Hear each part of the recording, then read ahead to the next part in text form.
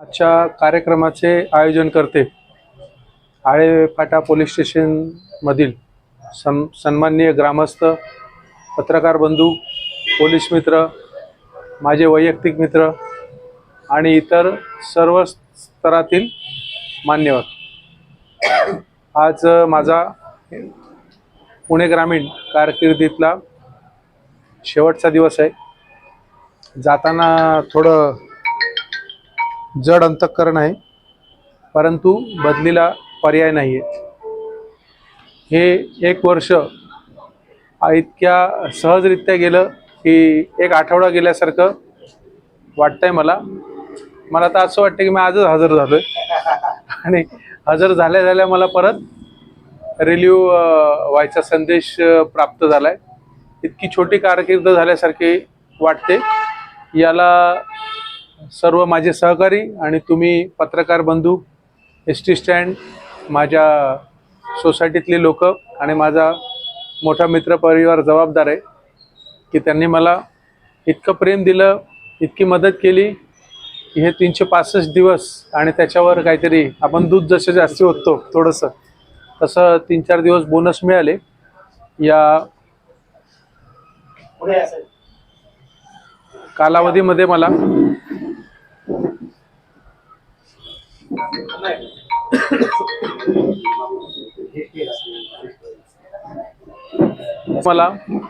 माझ्या सहकाऱ्यांनी फार मोलाचा मदतीचा आणि जबाबदारीचा वाटा त्यांनीच उचललेला आहे। मी फक्त त्यांना एक वाद कुकुट असतं तसं दिशा दाखवण्याचा प्रयत्न केला आणि ते तर ऑलरेडी अनुभवी आणि हुशार होतेच।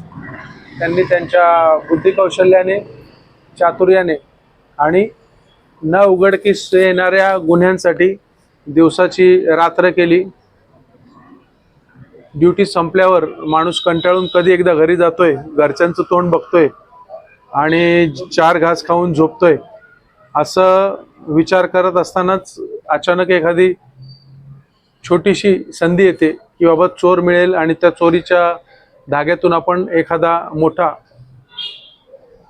गुन्हा उघडकीस आणू शकतो। अशी साधी कुणकुण जरी लागली तरी कोणताही कंटाळा न करता आमची टीम वाऱ्याच्या वेगाने इथून गायब व्हायची आणि मग मला झोप नाही लागायची। हे गेलेत, आता काय होईल?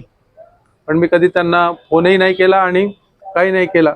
माझा ठाम आत्मविश्वास असायचा आहे हे गेले म्हणजे काहीतरी घेऊन येणारच आहेत आणि त्यांनी त्याप्रमाणे मला कधीही निराश केलं नाही। जाताना 4 जण गेले तर येताना 8 जण घेऊन यायचे। दाम दुप्पट योजना। इथे तुमच्याकडे फार पतसंस्था आहेत, तुम्ही व्याज देताना फार कंजूसी करता, परंतु माझ्या सहकाऱ्यांनी आणि माझ्या टीमनी मला कधी नाराज केलं नाही।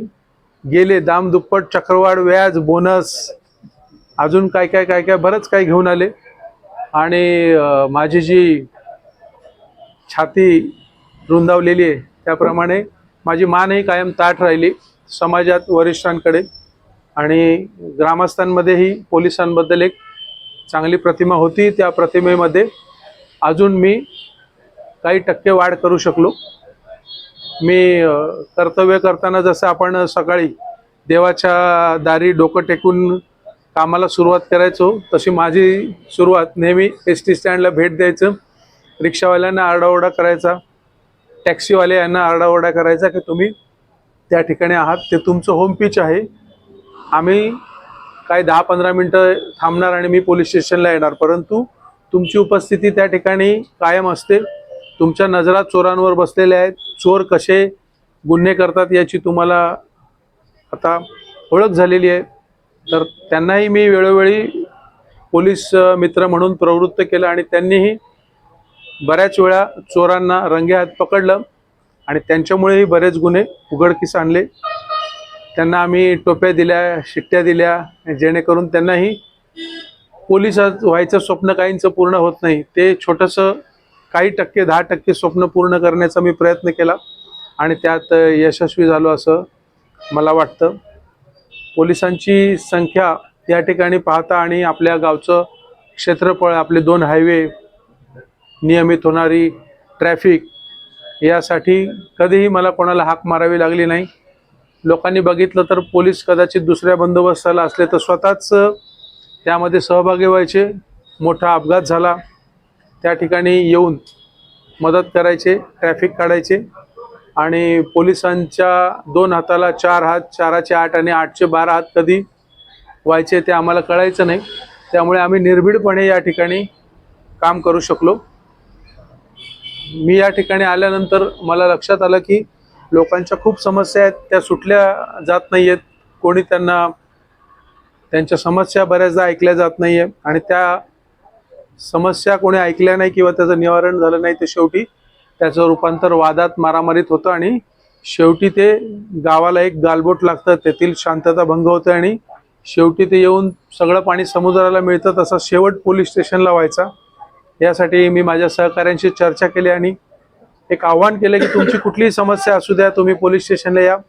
पोलीस स्टेशन आपल्या माध्यमातून त्या समस्या दूर करण्याचा प्रयत्न करील आणि त्यामध्ये आम्ही बऱ्याच प्रमाणात यश मिळवलं. नका रडू. मी काय कायमचा जात नाहीये. आहे, मी तुमच्यातच आहे. मी नाहीतर आहे. बडगुजर साहेब माझ्या आधी होते आणि माझ्या नंतरही राहणार आहे. मी एक ब्रेकसाठी आलेलो होतो. माझा मध्यंतर आता संपलेला आहे. या ठिकाणी काम करताना ज्या पोलिसांना काही समस्या भेडसावतात त्या समस्या मला आळेफाटा येथे कुठल्याही समस्या जाणवल्या नाही. छोट्याफार समस्या होत्या त्या मी आणि माझ्या सहकाऱ्यांनी किंवा ग्रामस्थांच्या मदतीने दूर केल्या. त्यासाठी मी तुमचे आभार मानतो. या ठिकाणची जनता फार शांत, संयमी आहे आणि कोणताही लगेच गुन्ह्याचा प्रकार न करता पोलिसांना कळवणं, पोलिसांची मदत घेणं आणि अगदी जनावर राग झाला तरच भांडणाचे या ठिकाणी प्रकार होत असलेले आम्हाला जाणवलं.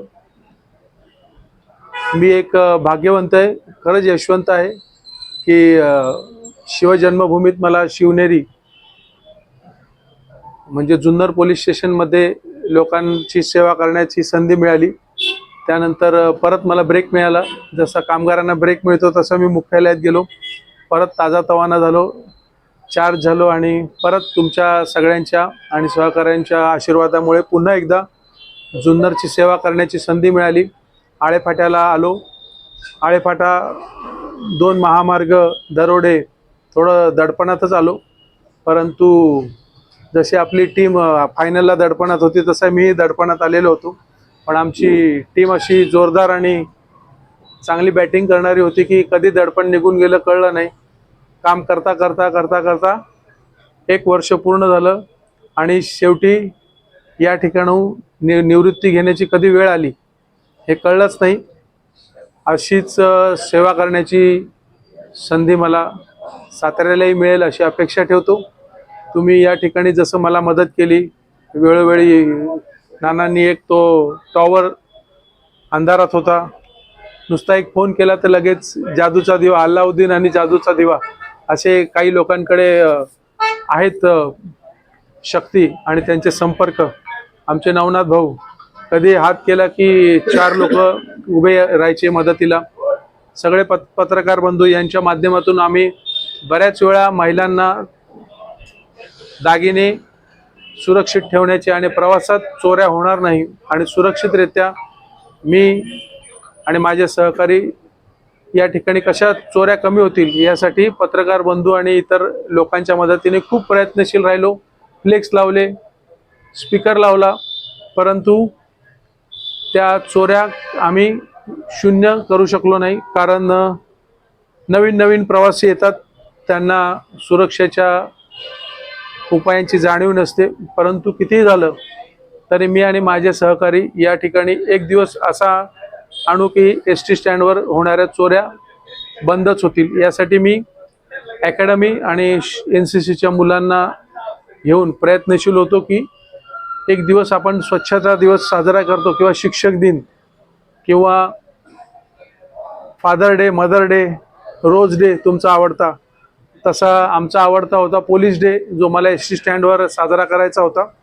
आणि चोऱ्या कशा रोखता येईल असं मला चोरांना आव्हान द्यायचं होतं, परंतु ती स्कीम माझ्याकडून झाली नाही. आणि अचानक माझी बदली आली आणि ते माझ्याकडून राहून गेलं. हा प्रयत्न मी साताऱ्याला नक्कीच राबवीन अशी परिस्थिती असेल तर. त्यानंतर मी या जबाबदारीची कावड माझे 2 सहकारी पवारसाहेब आणि बडगुजर साहेब यांच्या खांद्यावरती अलगदरित्या देतो. यापूर्वीही त्यांनी हे पोलीस स्टेशन सांभाळले आणि यानंतरही ते यशस्वीरित्या सांभाळणार आहेत. हे मंदिराचं काम मी अर्ध सोडलेलं आहे. ते लोक जबाबदारीचं आणि मंदिराचं काम पुढे नेतील असा मला ठाम विश्वास आहे. महिलांसाठी आणि तुमच्यासाठी एखादं चांगलं सुंदर सभागृह असावं असं आम्ही स्वप्न बघितलेलं होतं. ते स्वप्न मागे तयार होतं आहे. आता काही 20% काम राहिलेलं आहे. तेही काम पूर्ण करतील आणि मला व्हिडिओ कॉल करून त्याची पूर्तता झाल्याची खात्री ते देतील आणि मी त्या ठिकाणी माझा आनंद व्यक्त करेन किंवा मला शक्य झालं तर मी या ठिकाणी पुन्हा त्या रूमचं उद्घाटन किंवा या मागे तुम्हाला जे दिसतंय कामकाज त्याच्या पूर्ततेचं उद्घाटन करण्यासाठी नक्कीच येईन. तुम्ही जे प्रेम दिलं मला त्याबद्दल मी तुमचा कायम ऋणी राहीन. मी पण जनतेकडून बरंच काही शिकलो. असं नाही की मी लोकांना शिकवलं. मी आलो तेव्हा कोरी पाटी होतो. आता माझी डायरी मी भरून घेऊन जात आहे. तुमच्याकडूनही बऱ्याच शिकलो, नानांकडून शिकलो, अण्णा आहेत, सगळे आहेत. सगळ्यांकडून मी मधमाशीसारखं थोडं थोडं थोडं गुण घेतलो आणि माझं जे माझ्यात अवगुण होते ते अवगुण मी इथेच विसर्जन करतो आणि पुन्हा तुमचे सगळ्यांचे आभार मानतो. टाळी एक हाताने वाजत नाही. पोलीस आणि तुम्ही जेव्हा एकत्र होता तेव्हा कुठल्याही चोरांची हिंमत नसते की या ठिकाणी गुन्हे करतील आणि आपल्याला त्रास देतील. त्याच्यामुळे ज्यावेळी पोलीस आणि पत्रकार तुम्हाला आवाहन करतात त्या आव्हानाला तुम्ही प्रतिसाद द्या. या चोऱ्या आपण यशस्वीरित्या रोखू असाला मला ठाम विश्वास आहे. पुन्हा एकदा सगळ्यांचे आभार मानतो आणि या ठिकाणी थांबतो. जय हिंद, जय महाराष्ट्र.